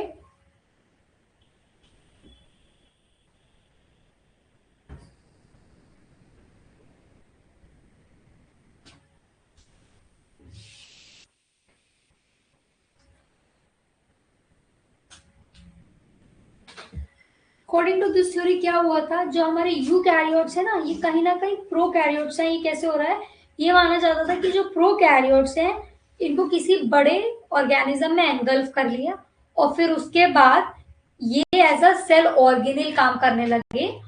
पहले जो हमारे प्रोकैरियोट्स है उसमें सेल ऑर्गेनिल्स कैसे होते हैं, बहुत कम होते हैं, है ना। यूकैरियोट ज्यादा कॉम्प्लेक्स स्ट्रक्चर रखता है। तो ये माना जाता है कुछ ऐसे स्ट्रक्चर्स को, प्रोकैरियोटिक स्ट्रक्चर्स को एक बड़ी सेल ने एनगल्फ कर लिया, होस्ट सेल ने, और फिर ये जिसको जो अंदर गया वो एज ए सेल ऑर्गेनिल काम करने लगा और एक जो न्यू सेल फॉर्म हुई वो यूकैरियोटिक सेल थी। ये थ्योरी है, सच है कि नहीं ये तो नहीं पता, तो इसके बारे में लिख लीजिए। अ लार्ज एनओरेबिक होस्ट सेल, इस कॉन्सेप्ट से क्या समझ में आता है, सिम्बायोटिक थ्योरी से, अ लार्ज एंडोसिम्बायोटिक थ्योरी से, a large anaerobic host cell engulf मतलब अपने अंदर ले लेना, है ना। लिखिए large anaerobic host cell engulf, उसको खा लिया एक तरीके से। A large anaerobic host cell engulf, number 1 लिखिए एनएरोबिक बैक्टीरिया, एनएरोबिक बैक्टीरिया, यहाँ पर होस्ट सेल क्या एनएरोबिक बैक्टीरिया, इसने क्या एनगल्फ किया, लिखिए सामने एरो बना के, माइटोकॉन्ड्रिया। एनएरोबिक बैक्टीरिया ने एनगल्फ किया माइटोकॉन्ड्रिया। ये देखिए ingestion of mitochondria which leads to emergence of first eukaryotic cell. तो इसमें लिखिए एनोवेरिक बैक्टीरिया ने क्या एनगल्फ किया, बना के लिखिए माइटोकॉन्ड्रिया। और सेकंड पॉइंट लिखिए फोटोसिंथेटिक साइनोबैक्टीरिया ने एनगल्फ किया, फोटोसिंथेटिक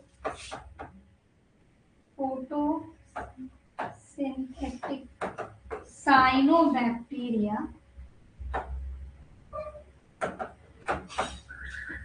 फोटोसिंथेटिक साइनोबैक्टीरिया ने एनगल्फ किया क्लोरोप्लास्ट, क्लोरोप्लास्ट।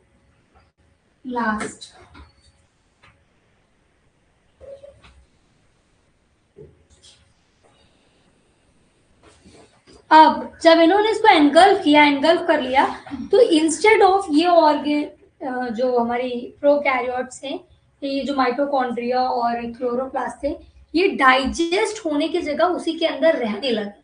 समझ में आया, एनगल्फमेंट के बाद डाइजेस्ट होने की जगह ये वहीं रहने लगे, तो ये as a cell organelle work करने लगे। समझ में आया, चलिए इसी को कहा गया है, इसी नीचे पॉइंट और लिख लो, instead of being digested they lived mutually, जिसको कहते हैं symbiosis. Instead of being digested they live mutually, इसके ब्रैकेट में लिखो सिम्बायोसिस।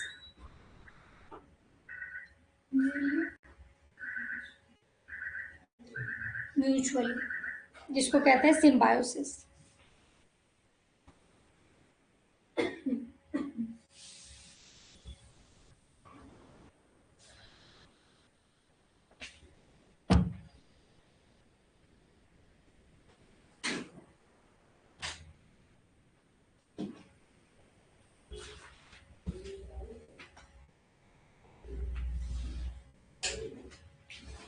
दो मिनट तो इसमें क्या है देखिए।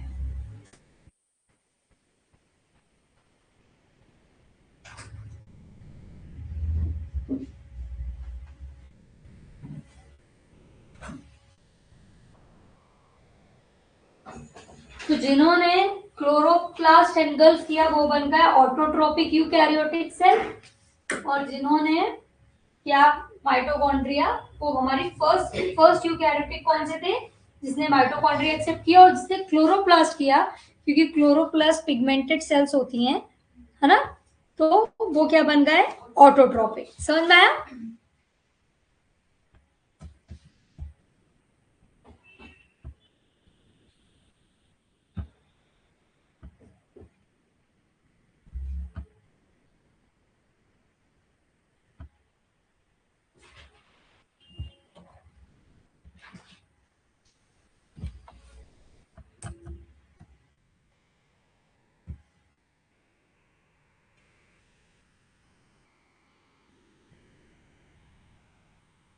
करनी थी।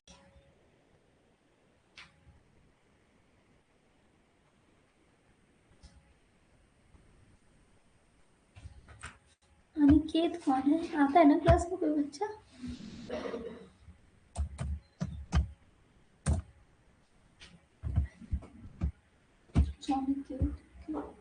हेलो यार, वो मैं सही कर रही हूँ, वो हिल गया है केबल, वहाँ नहीं रहा वीडियो, पर वो नहीं रहा, कैमरा ही बंद है। अरे वो जो कैमरा है ना, जो कैमरा लगाते हो वो बंद है। यहाँ से होगा।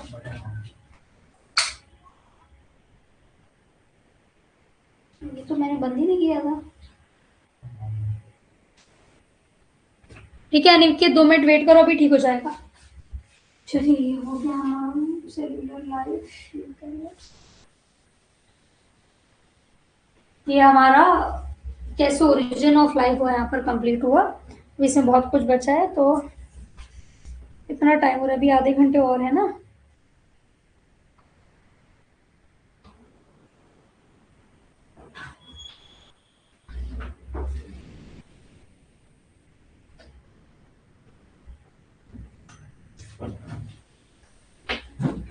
इसका रिवीजन करो थोड़ा सा, जो पढ़ रहे हैं अभी।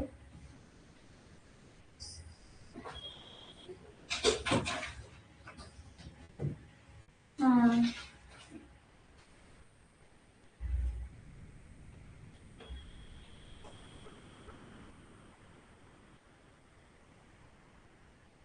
लो।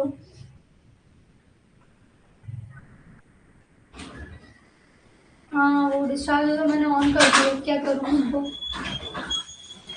सर आ गए, ये शायद डिस्चार्ज हो गया, मैंने ऑन कर दिया अभी। अच्छा ये लगा नहीं था? नहीं लगा नहीं था ये।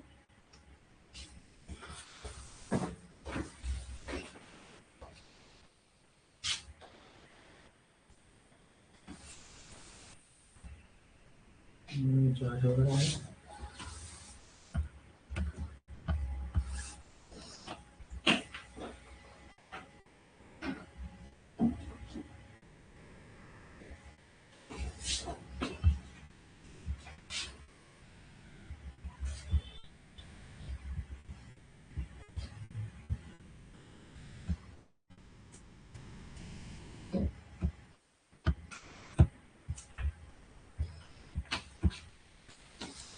ठीक है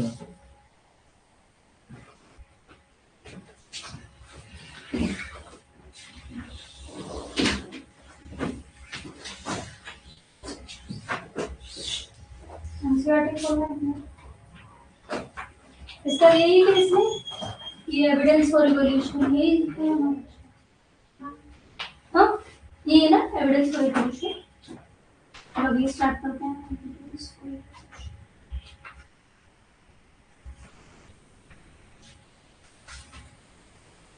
अब ये हमारा इम्पोर्टेंट पॉइंट है, मतलब इम्पोर्टेंट टॉपिक है, तो बोर्ड में भी पूछा जाता है डायरेक्ट क्वेश्चन 5 नंबर का कि इवोल्यूशन के एविडेंसेस क्या है। क्वेश्चन समझ में आया? इवोल्यूशन हुई, इसका प्रूफ क्या है?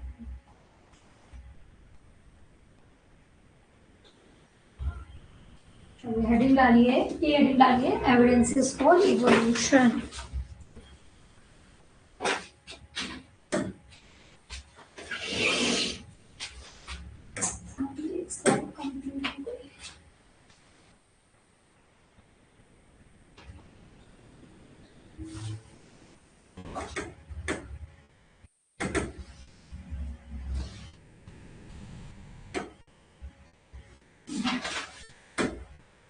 पढ़ा चुके हैं इस क्लास में।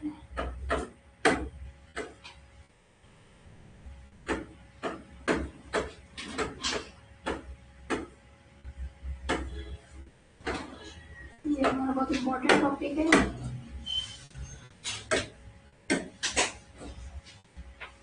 चलिए लिखिए, तो क्या क्या एविडेंसेस हैं हम मीनाक्षी? 12th की क्लास चल रही है, तुम ये लेने आई हो? ठीक है जाओ।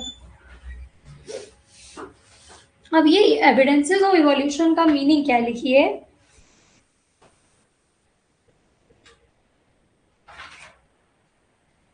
रहने दो, मत लिखो, बताने की जरूरत तो नहीं है ना। एविडेंसेस मतलब प्रूफ, वही लिखा है कोई उसको। सबसे पहला एविडेंस है फॉसिल एविडेंस। सबसे पहला एविडेंस है हमारा फॉसिल एविडेंस।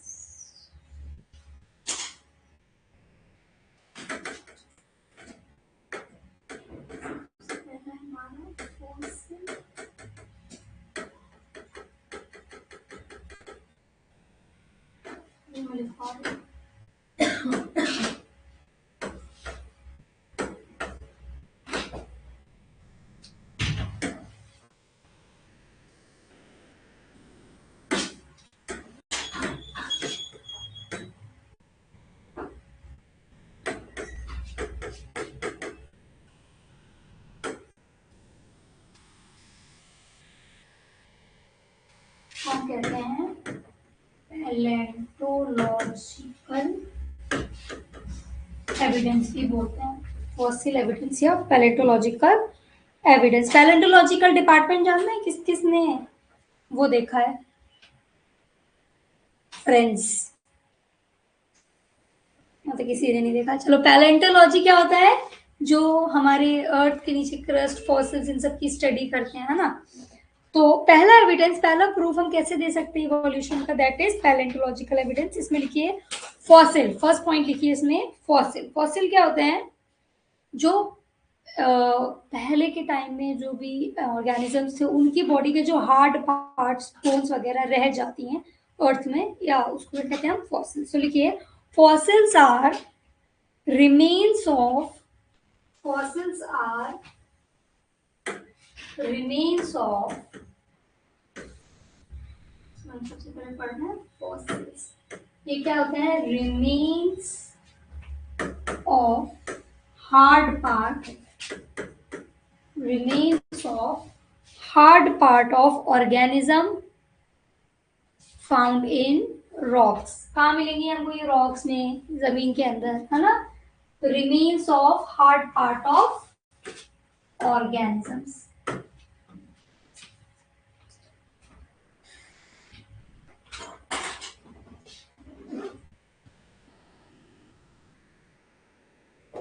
हम देखिए सेडिमेंट्री रॉक के बारे में सुना आप लोगों ने? क्या होते हैं?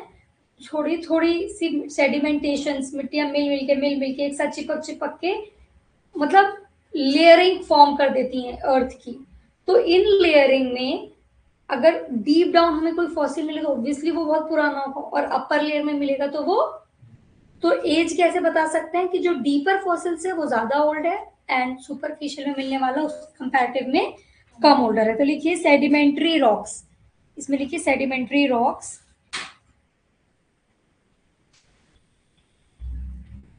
सेडिमेंट्री रॉक्स में लिखिए rocks form sediments, rocks form sediments,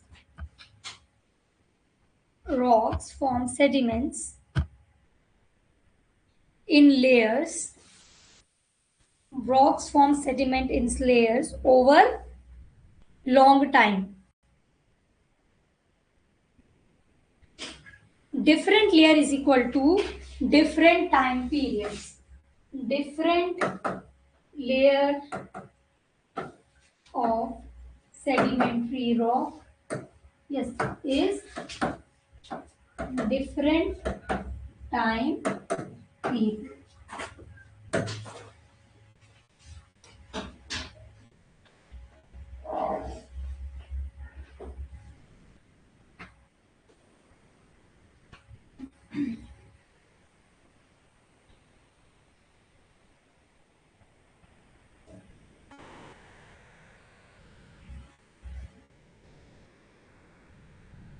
चलो, सेडिमेंट्स के बारे में, फॉसिल्स के बारे में एक चीज लिखेंगे। फॉसिल्स के बारे में लिखिए some fossils resemble present day organism. Some fossil resemble present day organism.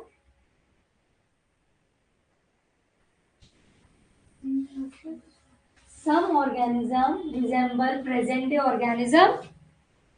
और फिर लिखिए अदर, क्या हुआ? Some fossils resembles present day organism, मैं इसको समझा रही हूँ, अभी दूसरी लाइन में आपको समझ नहीं आ जाएगा. Other represent extinct organism.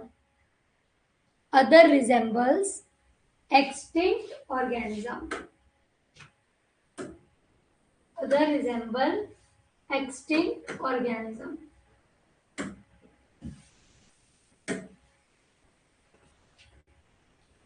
तो इससे समझ में, एक्सटिंक्ट ऑर्गेनिज्म जैसे किसको बोल सकते हैं? Fossil of a dinosaur. इसके ब्रैकेट में लिखिए डायनासोर. तो कुछ फॉसिल्स हमको ऐसे मिलते हैं जो शायद आज भी प्रेजेंट है वो ऑर्गेनिज्म, पर कुछ ऐसे मिलते हैं जो एक्सटिंक्ट हो चुके हैं उन ऑर्गेनिज्म के होते हैं. तो एक्सटिंक्ट वाले में लिखते example dinosaur.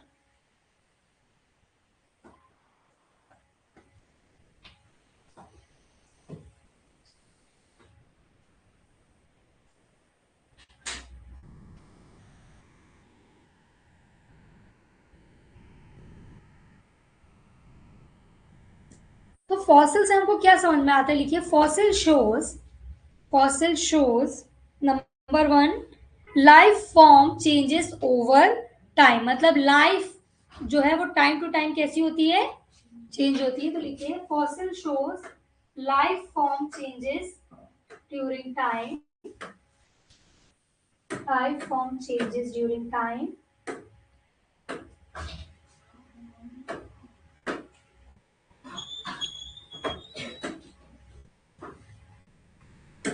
Life form changes during time, over time sorry.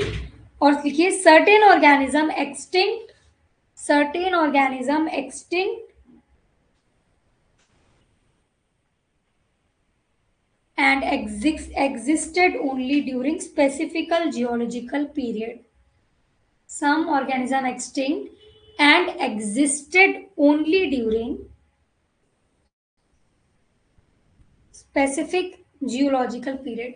मतलब कुछ ऑर्गेनिज्म है जो एक पर्टिकुलर टाइम में किसी एरा में क्या हो चुके हैं? एक्सटिंक्ट हो चुके हैं. क्या नहीं लिखा? Geological period.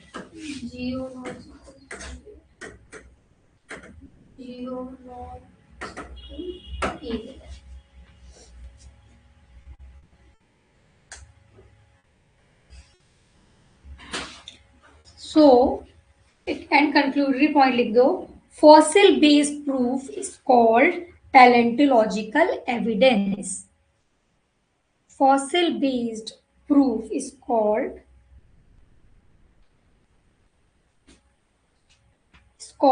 पैलेंटोलॉजी दिखाया था ना ऊपर, पैलेंटोलॉजिकल एविडेंस. तो पहला हमारा जो प्रूफ है फॉसिल एविडेंस, समझ में आया क्या होता है? अब फॉसिल की एज कैसे वो करी जाती है एस्टिमेट? तो लिखिए dating of fossil.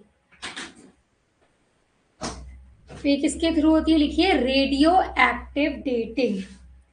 Radio active dating. ठीक है. तो अगर फॉसिल एज पता करनी हो तो किसके थ्रू करी जाती है? Radio active dating. Radio active dating.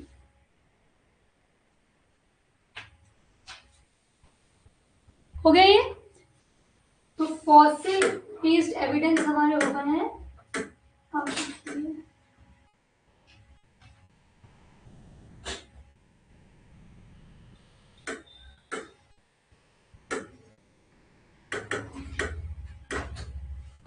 Second लिखिए एम्ब्रियोलॉजिकल एविडेंस. पहला फॉसिल एविडेंस हो गया. दूसरा लिखिए एम्ब्रियोलॉजिकल एविडेंस. Embryological evidence. ठीक है. देखिए एम्ब्रियोलॉजिकल एविडेंस सेकेंड हमारा है. ये एम्ब्रियोलॉजिकल एविडेंस प्रपोज किया था किसने? अर्नस्ट हैकल ने. लिखिए ERNST, अर्नस्ट हैकल.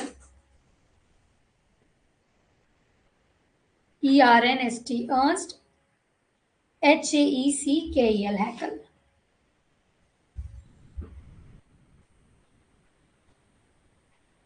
हो गया. पहला हमारा क्या था? फॉसिल. दूसरा क्या है? तो एम्ब्रियोलॉजिकल लाइफ की बात हो रही है। किसने ये डिस्कवर किया था, प्रपोज किया था? अर्नस्ट हैकेल ने। लिखिए इसमें ऑब्जर्वेशन क्या बोला इन्होंने, embryo of all living sorry embryo of all vertebrates show similar feature in early stages. अभी हमने पढ़ा है कॉर्डेटा, वर्टिब्रेटा। तो embryo of all vertebrates show similar feature in early stages.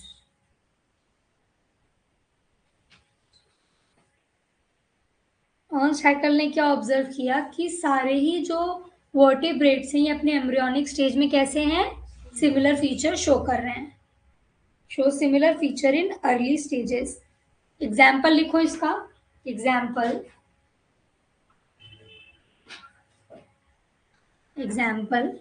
Gill slits, example gill slits, slits SLITS, gill slits पढ़ा था ना अभी हमने एनिमल किंगडम में। देखिए gill slits appear in embryos of all vertebrates including humans. अभी अभी पढ़ा तो आपको ये पता ही है ना। Gill slit present in embryos of all vertebrates including humans.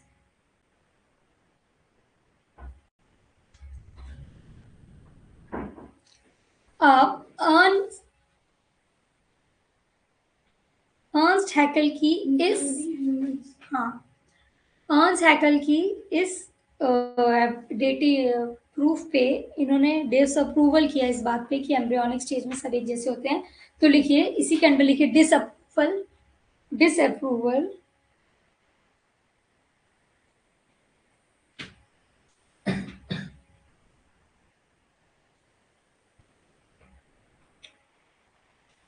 अब किसने लिखा, तो साइंटिस्ट का नाम मैं स्पेल कर रही हूँ, लिखो KARL Karl, ERNST Ernst, VON von, Karl Ernst von, Baer VAR Baer, disapproved Haeckel's theory. Karl Ernst von Baer disapproved Haeckel's theory. क्या कहा इन्होंने, तो इन्होंने क्या स्टेट किया डिसअप्रूव करके, ही stated embryo do not pass through adult stages of other animals.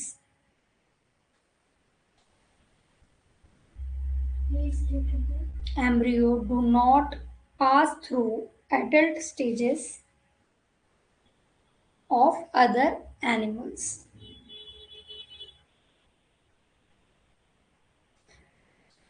तो embryonic जो ये प्रूफ है हमारा, इससे हम ये बोल सकते हैं कि किसी दो जन के कॉमन एंसिस्टर हो सकते हैं, है ना। पर ये एडल्ट फॉर्म डिफर होने की वजह से ये एविडेंस का रोल नहीं प्ले कर सकते। अब कल की क्लास में हम बाकी एविडेंसेस पढ़ेंगे। क्या टाइम हो रहा है, चलो 5-10 मिनट हम लोग रेस्ट कर लो, ठीक है। अब बाकी जो हमारा क्लास है हम कल